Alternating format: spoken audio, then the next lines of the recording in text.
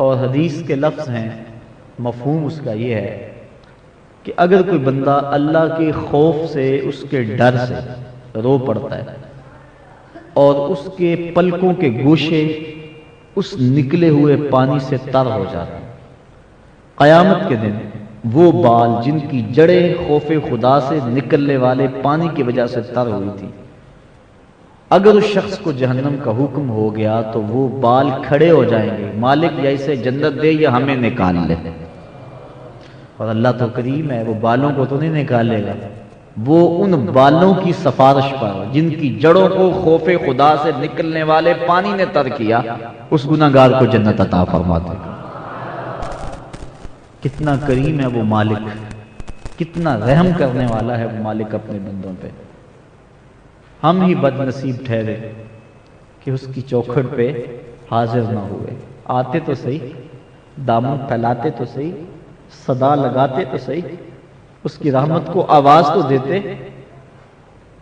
ہمارے دامن جتنے مرضی لتھڑے ہوئے تھے، ہم ان گندے دامن لے کر، گناہوں سے بھرے ہوئے اپنے دامن لے کر آ جاتے۔ یہ بادشاہ کا در تو نہیں تھا کہ گندے مندے کو اندر نہ آنے دیا جائے، کہ یہ گندا ہے اس کو دہلیز سے باہر رہنے دیا جائے، نہیں، یہ مالک کا در ہے۔ وہ کہتا ہے کہ آؤ تو صحیح، میں تمہارے گناہوں کو بدل کے نیکیوں میں تبدیل کر دوں گا، تم اپنے ہاتھ تو پھیلاؤ، تم مجھ سے مانگو تو صحیح۔ ایک بندہ مسجد نبوی کے ایک کونے میں بیٹھ کے دعا مانگ رہا ہے، لفظ کیا ہے سنیے ذرا، اس کی توقع اور اس کی محبت دیکھیے۔ اللہم انی اسألک بأنک انت اللہ لا الہ الا انت احد الصمد الذی لم یلد ولم یولد ولم یکن لہ کفوا احد۔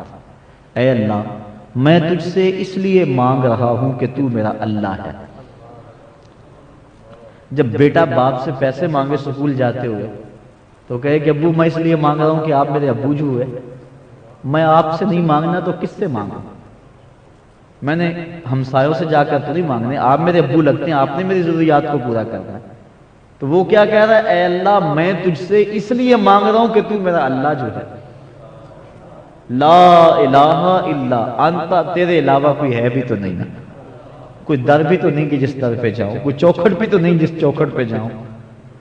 یہ دعا مانگ رہا ہے۔ حضور علیہ السلام نے اس دعا کو، اس کے لہجے کو، اس کے انداز محبت کو سنا، اس کی التجاؤں کے انداز کو سنا، اور ایک صحابی کو کہا وہ جو کونے میں دعا مانگ رہا ہے اسے جا کے بشارت دے دو تمہاری دعا اللہ نے قبول فرما لی۔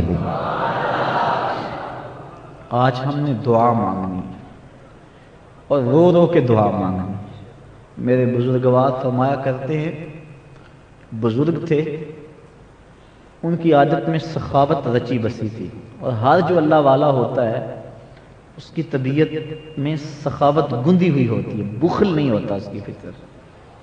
اپنے پیار کرنے والوں کے ساتھ، اپنے محبت کرنے والوں کے ساتھ وہ اپنی استطاعت کے مطابق اچھا ذہن سخاوت والا رکھتا ہے، اور فقیر کا یہی مزاج ہے کہ میرے ڈیرے سے لوگ لنگر کھاتے رہے، روح کا لنگر بھی لیتے رہے اور جسم کا لنگر بھی چلتا رہے، یہ اس کی آرزو ہوتی ہے۔ اٹ کھڑکے دکڑ بجے تتا ہوئے چلہ، آن فقیر کھا کھا جامن راضی ہوئے بلا۔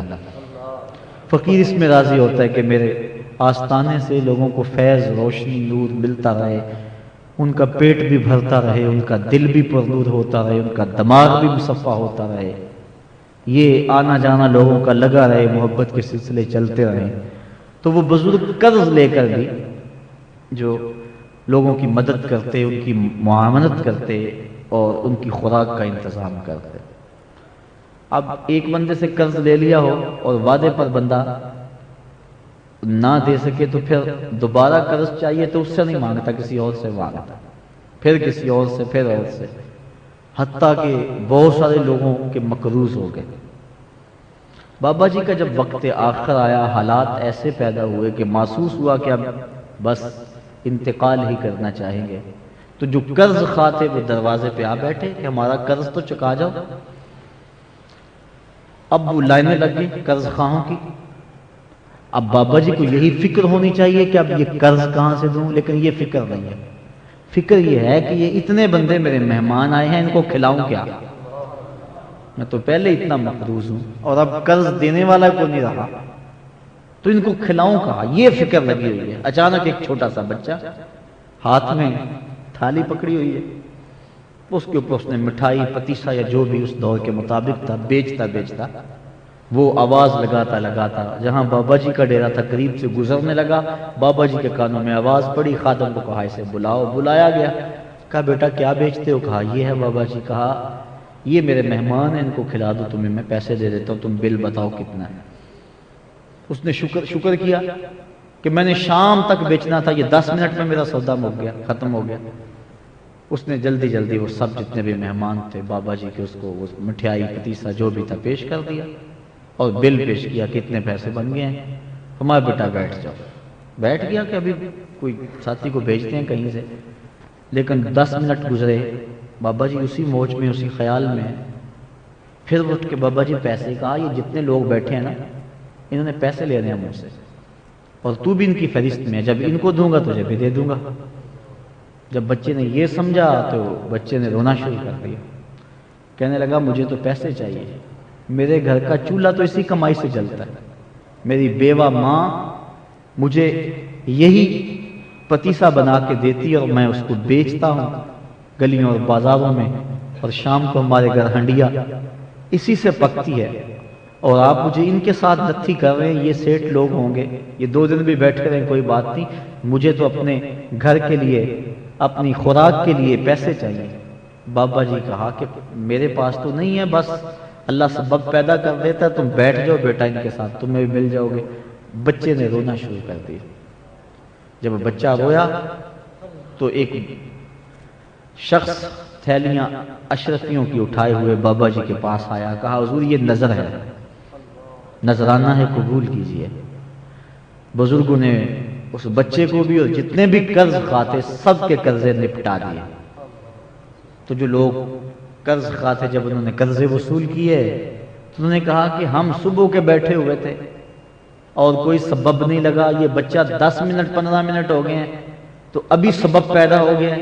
حضرت یہ راز سمجھ میں نہیں آیا، کہا تم صبح سے بیٹھے تھے لیکن تمہارے اندر کوئی رونے والا نہیں تھا، اب ایک رونے والا آ گیا تو باقیوں کا بھی کام بن گیا۔ تو جب بندہ للچائی ہوئی نظروں سے مالک کی رحمتوں کا تصور کرتا ہے اور اپنے رب کو پکارتا ہے کہ میرے اوپر کرم کر دے، اے میرے مالک اگر تو نے کرم نہ کیا تو میری کوئی ڈھوئی نہیں ہے، میرا کوئی آسرا اور سہارا نہیں، اگر تو نے بھی میری نہ فریاد کو سنا تو کون میری فریاد کو سنے گا، میری مدد کو کون پہنچے گا۔ تو جب بندہ ڈر جاتا ہے اور اپنے مالک کی طرف سے حقیقی طور پہ رجوع کر دیتا ہے تو پھر مالک کرم کرتے ہوئے دیر نہیں لگاتا، اس کی آنکھ سے آنسو ٹپک کے ابھی زمین پر نہیں گرتے کہ اللہ گناہوں کو معاف فرما دے۔